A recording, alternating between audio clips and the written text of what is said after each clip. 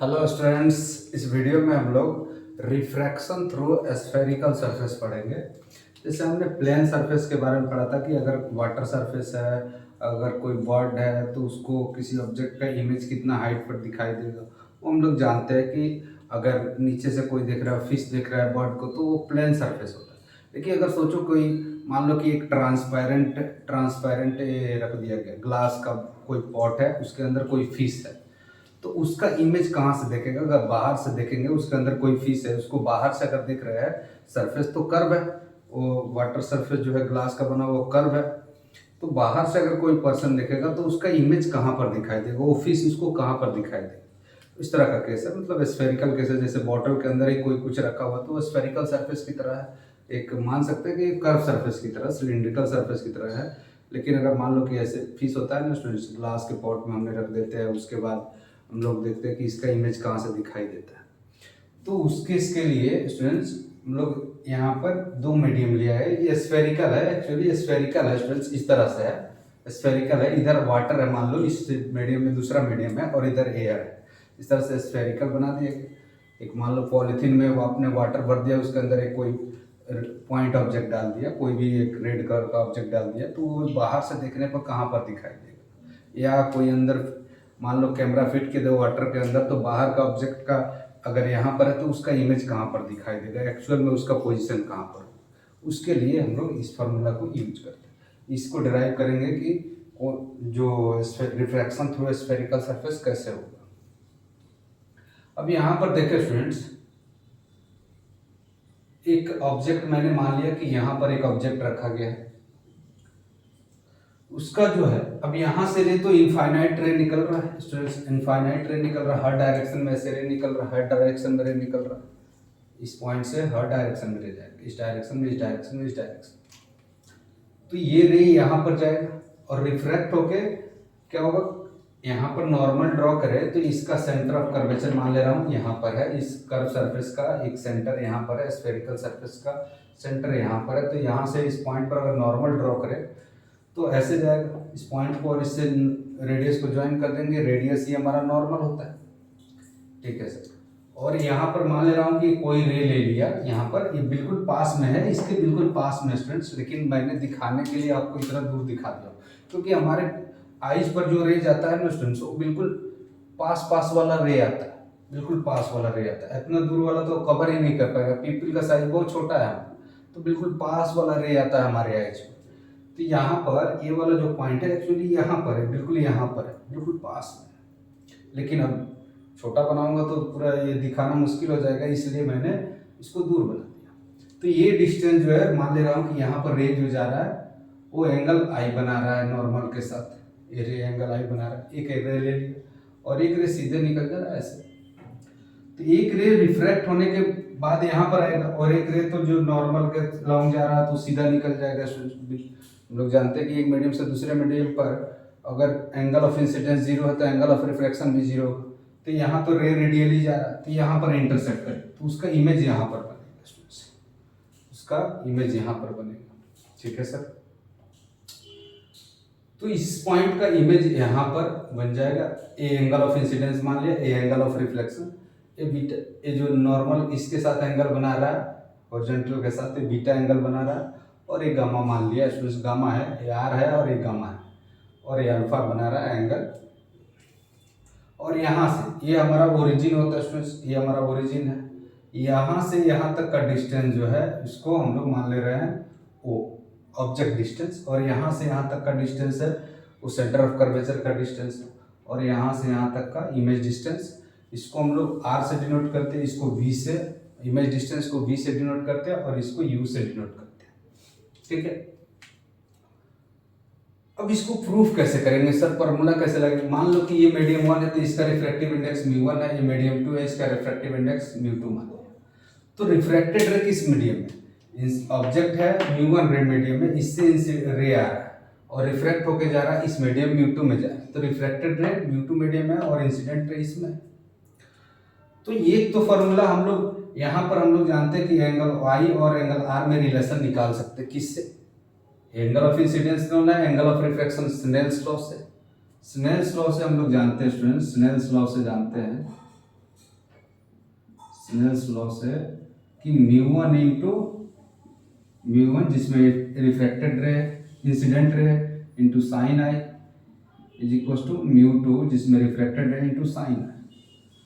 अब ये जो है पॉइंट बहुत करीब है स्टूडेंट्स, तो ये एंगल भी अल्फा आई और आर सब छोटे होंगे। अगर इस पॉइंट को शिफ्ट करो यहाँ पर तो देखोगे कि बहुत छोटा एंगल बना रहा है, बहुत वेरी स्मॉल एंगल। तो उसके लिए हम लोग जानते हैं स्टूडेंट्स म्यू 1 इसको लिख सकते हैं म्यू 1 इंटू आई लिख सकते हैं equal to mu 2 into r लिख सकते हैं। आई और आर रेडियन में है, आई और आर रेडियन में है स्टूडेंट्स, ऐसा नहीं कि थीटा में ही पुट कर दिया है। इस 30 डिग्री है तो यहाँ 30 डिग्री पुट कर दिया और इसको गामा मान लो 25 डिग्री है तो 25 डिग्री पुट कर दिया, ऐसा नहीं है। उसको रेडियन में कन्वर्ट करके यहाँ पुट करते हैं, ठीक है, नहीं तो वो बहुत ज़्यादा वैल्यू इक्वल नहीं होगा, आप ध्यान रखें। तो ये इक्वेशन नंबर 1 हो गया स्टूडेंट्स, ये हमारा इक्वेशन नंबर 1। और दूसरा ये देख सकते हैं, अब हमें चाहिए स्टूडेंट्स आई और इस दोनों एंगल में रिलेशन चाहिए, आई और एंगल, क्योंकि हमें जो फॉर्मूला यूज करेंगे उसमें यू आना चाहिए, आर आना चाहिए और वी आना चाहिए, इसी का यूज करके हमें आई और आर को हटा देना है स्टूडेंट्स, क्योंकि वो कुछ भी रिलेशन नहीं देगा इसमें। आई और आर को हमें रिप्लेस करना है, तो आई इज इक्वल टू कितना हो जाएगा students, i is equal to alpha plus beta. इस ट्रायंगल में देखें स्टूडेंट्स ये वाला, तो ये जो है बाहर वाला कोण है, ये वाला जो होगा एंगल है वो हो जाएगा अल्फा प्लस बीटा के इक्वल हो जाएगा, अल्फा प्लस बीटा के, ठीक है सर। और जो आर एंगल, ये जो बीटा एंगल है वो किसके इक्वल हो जाएगा, आर और गामा के इक्वल हो जाएगा। बीटा एंगल जो है स्टूडेंट्स आर प्लस गामा के इक्वल हो। हमें इसको आर को रिप्लेस करना है, तो आर इज इक्वल टू क्या हो जाएगा, r is equal to beta minus gamma हो जाएगा, बीटा माइनस गामा। अब इक्वेशन 1 में हम लोग ये पुट कर सकते हैं, ये आई का वैल्यू और आर का वैल्यू पुट कर सकते हैं आराम से, बिल्कुल इक्वेशन 1 में हम लोग पुट कर सकते हैं इसको। तो mu 1 into alpha plus beta equal to mu 2 into r का वैल्यू बीटा माइनस गामा। अब यहां से हमने क्या कर सकते हैं, इसमें म्यू 1 इंटू बीटा आएगा, इसमें म्यू 2 इंटू बीटा आएगा, तो इसको मैं राइट साइड भेज देता हूँ स्टूडेंट्स, इसको राइट साइड भेज, और म्यू 2 इंटू गामा को लेफ्ट साइड, तो ये हो जाएगा mu 1 into alpha plus mu 2 into gamma, minus है इधर तो प्लस हो जाएगा स्टूडेंट। अब इक्वल हो जाएगा, ये इक्वल हो जाएगा mu 2 beta minus mu 1 beta, mu 1 हो जाएगा, म्यू 1 इंटू बीटा है तो राइट साइड माइनस हो जाएगा, तो मैं डायरेक्टली कॉमन करके लिख दिया, ठीक। अब यहाँ पर हम लोग ये पता है कि अगर थीटा स्मॉल होता है स्टूडेंट्स, आई और आर स्मॉल है, आई को आर स्मॉल है, तो इसके लिए हम लोग टेन थीटा भी लिख सकते हैं स्टूडेंट्स। इसको ऐसे भी लिख सकते हैं, अल्फा है तो इसको टेन अल्फा लिख सकते हैं। अगर सारे एंगल स्मॉल है तो हम लोग ये भी लिख सकते हैं mu 1 into tan alpha mu 2 into tan gamma, ऐसे लिख सकते हैं mu 1 into tan alpha plus mu 2 into tan r है स्टूडेंट्स, गामा नहीं है, ए आर है, r is equal to mu 2 minus mu 1 tan beta, ऐसे लिख सकते हैं, ऐसे लिख सकते हैं स्टूडेंट्स। अब क्या करें स्टूडेंट्स, यहाँ पर अगर हम लोग यहाँ पर देखें अल्फा का वैल्यू 10, तो परपेंडिकुलर डिवाइड बाई बेस होता है, परपेंडिकुलर का वैल्यू कुछ भी मान लो ये कैंसिल हो जाएगा, मान ले रहा हूँ एस सी है स्टूडेंट्स, या डी भी मान लो, छोटा सा एस मान ले रहा हूँ, तो यहाँ पर अगर देखें तो mu 2 into tan gamma, gamma का वैल्यू हो जाएगा एस डिवाइडेड बाई यहाँ से यहाँ तक डिस्टेंस कितना है, ओ आई इमेज डिस्टेंस ओ आई, ठीक है, माइनस म्यू 1 प्लस है म्यू 1 डिवाइडेड बाई कितना हो जाएगा O A S divided by O A, perpendicular divide by base is equal to mu 2 minus mu 1 into ten beta S divide by R. तो approximately ये value बहुत पास में है, तो ये वाला पॉइंट लगभग कौन साइड करेगा स्टूडेंट्स, आपको उसके बारे में सोचना है, बिल्कुल कॉन्साइड करें, क्योंकि आर आपने सब एंगल को स्मॉल मान रखे है ना। अब साइन के साथ हम लोग साइन कन्वेंशन जाते हैं। रे इधर से जा रहा है, रे इधर से जा रहा है, तो ये ओरिजिन है, इधर की तरफ पॉजिटिव एक्स एक्सिस है, इधर की तरफ निगेटिव एक्स एक्सिस है, तो इसका कोऑर्डिनेट निगेटिव होगा। मतलब यहाँ साइन, ये सारे म्यू कॉमन करके ये तो एस कैंसिल हो जाएंगे students. Mu two divide by O, mu two divide by O R. O I ये पीछे की तरफ, ओरिजिन से पीछे है हमारा, पॉजिटिव एक्स एक्सिस इधर की तरफ है, क्योंकि जिस डायरेक्शन में जाता था उस डायरेक्शन को हम लोग पॉजिटिव मानते हैं। तो यहाँ mu two divided by minus U put करेंगे। Mu two divide by minus U होगा कि वी होगा, या नहीं वी है, ये प्लस है, इधर यहाँ से यहाँ तक वी है, वाई पॉजिटिव है, माइनस ये वाला निगेटिव है, तो म्यू1 डिवाइड बाई यू हो जाएगा is equal to mu two minus mu one divide by, ये तो पॉजिटिव आ रही है, ऐसे भाई आर लिखते तो पहले यहाँ लिख देना चाहिए था ओ सी, तो इसको प्लस आर लिखेंगे, साइन के साथ पुट कर दिया। अब देखो ये फॉर्मूला बन गया हमारा स्फेरिकल।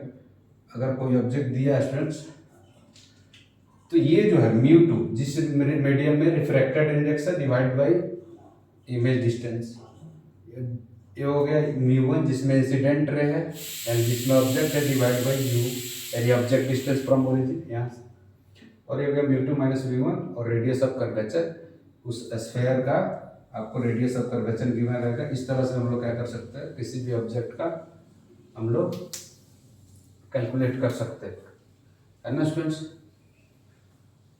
अब देखिए इस पर बेस्ड एक प्रॉब्लम कर लेते हैं, इस पर बेस्ड एक प्रॉब्लम कर लेते हैं।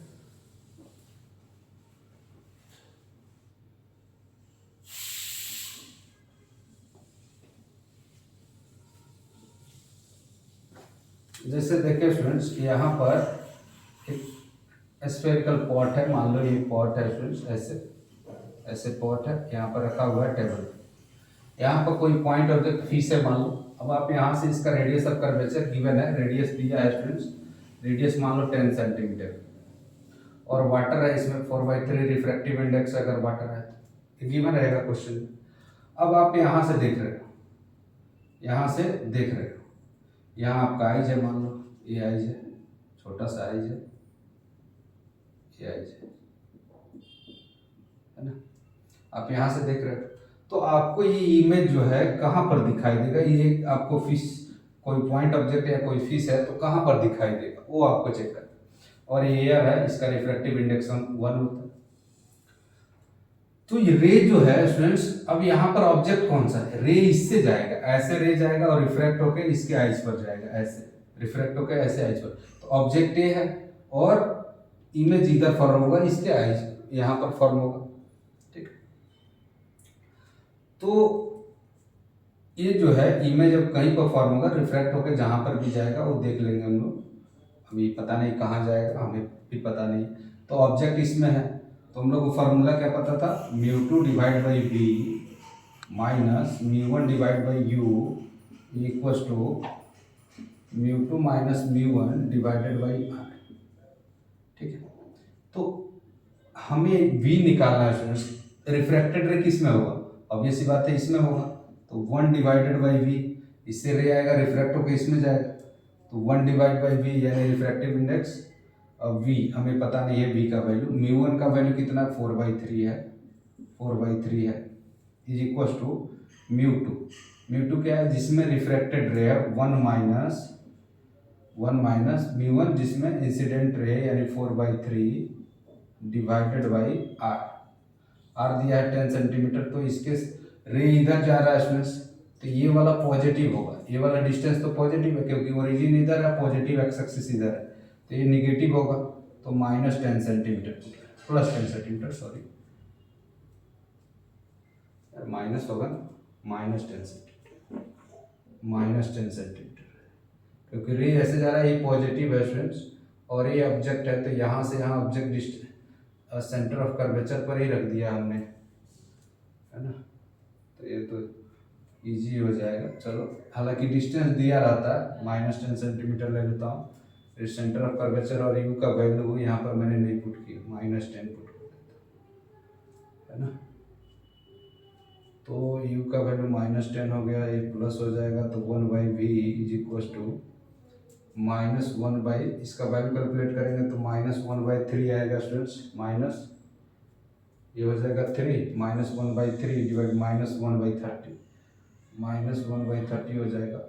और ये माइनस माइनस प्लस हो जाएगा तो इधर माइनस हो जाएगा, ये हो जाएगा 4/30, 4/30। तो माइनस माइनस माइनस हो जाएगा, ये 30 कॉमन हो जाएगा, -5/30 हो जाएगा। तो ये आ गया 1/6, -1/6। तो v का वैल्यू जो आएगा वो -6 सेंटीमीटर, -6 सेंटीमीटर। यानी जब रे रिफ्रैक्ट होगा स्टूडेंट्स, तो यहाँ कहीं से उसको ऑब्जेक्ट जो है यहाँ पर कहीं से 6 मीटर पर दिखाई देगा। इसको हमने कोई मिस्टेक तो नहीं किया। 1/v -4/3 फार्मूला का डिवाइड बाई u -10, 1 माइनस जिसमें रिफ्रैक्टेड रे है, इसमें इंसिडेंट रे, ये इसमें रिफ्रैक्टेड रे, 1 - 4/3 divide by -10 radius of curvature. Minus minus plus हो जाएगा, इसका वैल्यू कैलकुलेट कर लेते हैं स्टूडेंट्स। ये हो जाएगा 1/3 -1/3 डिवाइडेड बाई -10, तो ये हो जाएगा प्लस माइनस माइनस प्लस हो जाएगा, प्लस 1/30 हो जाएगा। ये तो माइनस माइनस प्लस 1/30 हो जाएगा। तो ये वैल्यू आ जाएगा स्टूडेंट्स, एक मिनट, ये वैल्यू आ जाएगा -3 divide by -3 divide by 10, -3 divide by 30। तो ये 10 ही आ रहा है, 10 सेंटीमीटर ही आ गया, -10। मतलब जहाँ पर ऑब्जेक्ट था वहीं का वहीं दिखाई देगा। कुछ तो गड़बड़ है।